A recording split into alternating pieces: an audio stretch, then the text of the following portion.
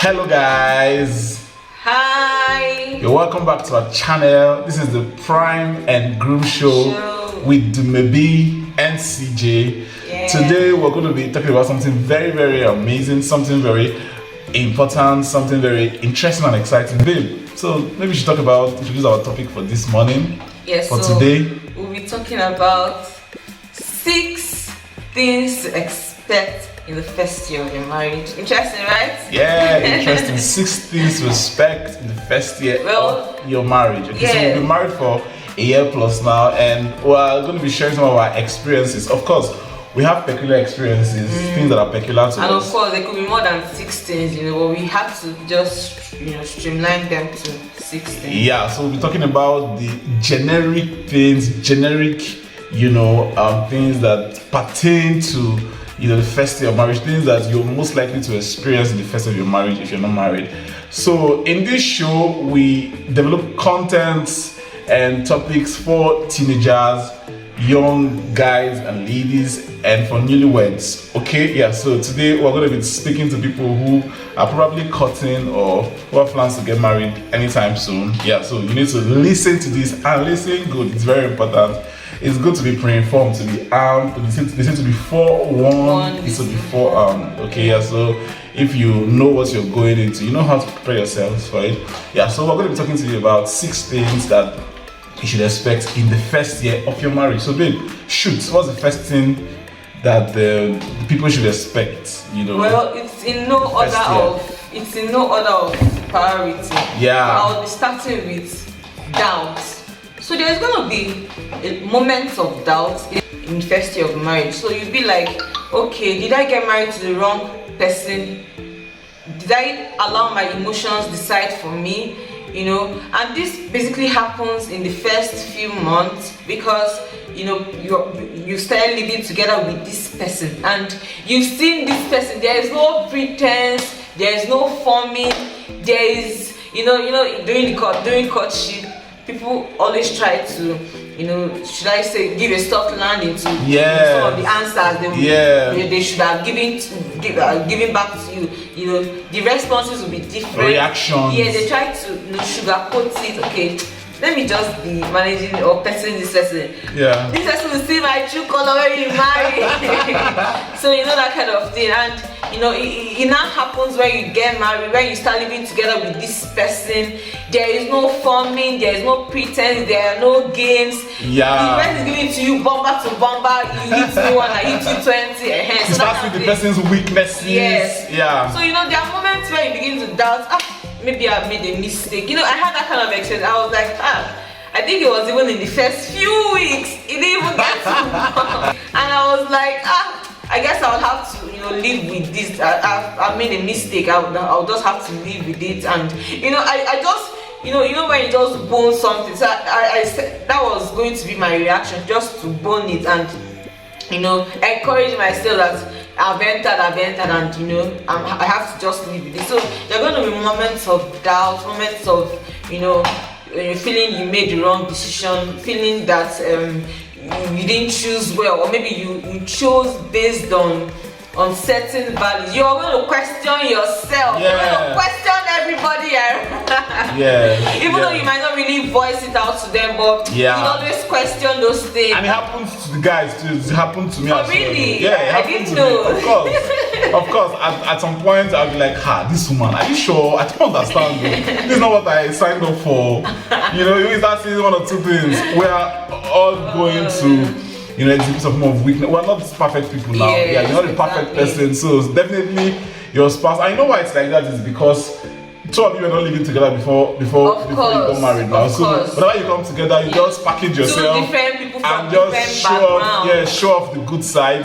And then by the time you start living together, you start waking up together, doing everything together. You now start seeing all the weaknesses that things you never bargained for, that you didn't think was part of the package. Exactly. Then the second thing that you should expect is what I call extreme emotions. Expect extreme emotions, extreme love, extreme romance, and extreme quarrels, like burst of anger. Yeah, so what I mean by that is that when you get married newly, you're going to, whenever you are cool, as in you're cool with each other and you want to love upon each other, you take it to the extreme because you're lovebirds now, new lovebirds now. You just live together, so the love everything's fresh. I'm not saying that the love goes down with time. I'm just saying that that feeling, those butterflies, with time, trust me. That's why it's very important for you to learn, to have the character, be the character of love, and to value the character of love more than the feeling or emotion of love. There are two different things. There's something called the character of love and the feeling of love. There are two different things. Character of love is decision, choice, the capacity to love someone and to be committed to somebody. Then feeling is just those butterflies. So, but those butterflies will be there initially. A lot of them. So extreme love, extreme emotion, extreme cuddling. You want to do PDA, all of those things. You're going to have it. Then on that end, you're going to have extreme. Whenever you want to fight, you fight well. Yes. So at that point, just like she said, this one is related to the first one she said. At that point, you start seeing weaknesses. So, and you can't imagine, you're like, is this what I signed up for? And it gets you angry. It gets you easily pissed off. And so you want to always fight. And of course, another thing that causes that extreme fights is, the desire to you have that thing in you. You want to prove to this person that you are right. There's always that desire to want to prove, that push to want to prove to your spouse at that point that I'm right. I'm not the person you think I am. I'm a good person. I'm the person you got married to. I'm that same person. So you're always trying to prove that point, and so it leads to heated arguments, heated fights most times. So extreme love, but of course, as time goes on, the reason why that you don't realize that fight, you're no longer fighting as you used to fight, because number one, you're not learning patience if you're a Christian.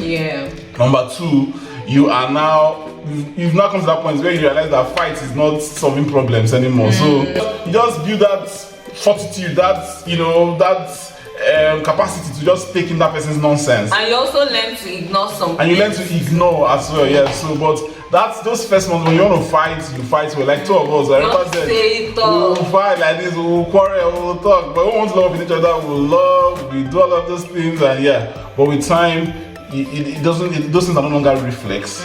They just, you now have to decide that, okay, I want to, even though those feelings and all those things come and go, even if it's not as active as it used to be before we just got married, I love this person still. I'm committed to this person. She's my wife, and I understand what it means for someone to be my wife, someone to be my husband, and I'm making that decision, that choice to, still show her all the love, show her all the attention, give her the attention, still be committed to her, committed to him, as much as God wants me to, and the way it should be.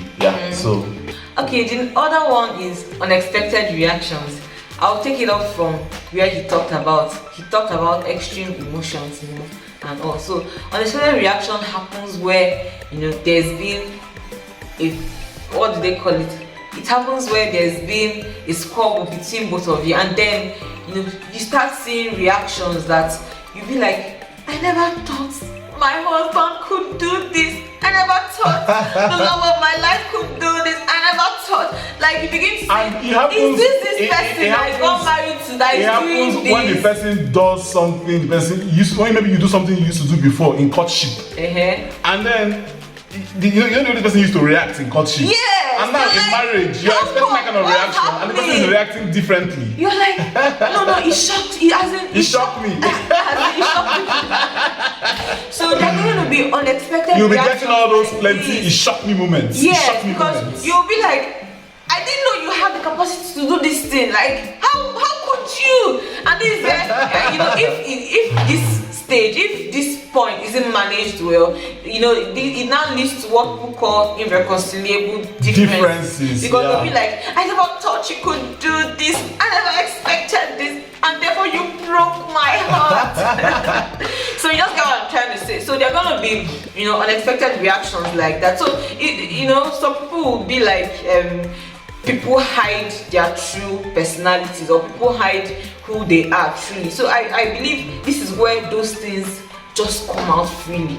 So one thing for you as a receiver here is to calm down and go over the whole thing again, because the truth is you can never make a worthy decision in an atmosphere of a quarrel, tense in a tense atmosphere. You can never ever make a concrete decision. So you just back out and process it all over again, and talk to your partner, talk to your spouse. Okay, so the next one is expect plenty sex. Especially for people who have not been exposed to it, exposed to sex before marriage, like a couple that have not had sex, they had their first sex on the wedding night, expect plenty of it, because at that point, so the issue is for us, my wife had not had sex, her first sex was on the night of our wedding. I had sex before our wedding, but I went celibate in 2018. So for between 2018 and 2020 when we got married, there was no sex for me. So when we started the thing again in 2020, my God. Yeah, so sex, expect plenty of sex, innovation, different kind of, you want to have sex everywhere, because at that point you have a lot of pictures in your head, in the bedroom, in the parlor, in the kitchen, everywhere. Expect plenty of it in the first year of your marriage. Plenty is going to because you want to have all of it. And of course we've talked to couples, people who've been married for 5, 6, and they told us that after a while some of those things just start, you just realize that it's no longer as regular, as constant as it used to be. But in that first year, oh my God, back to back. So if I was saying this because some of you, when you get married, you realize that you're not really that kind of sex person like that, but then you have a spouse who likes it, brace up, every time. Of course it's your responsibility towards your spouse, so you have to be ready for it. Okay, be ready. It's going to be one of the things that you're going to experience in the first year of your marriage. So another thing to expect is planning. Lots and lots of planning. Now the planning is not just for the lady alone, the guy is also here involved, and there are things to plan, things like finances. Okay, how are we going to what are we going to start doing, or how are we going to increase our money talk? How are we going to increase our cash flow? What else can we do? What else can we invest in?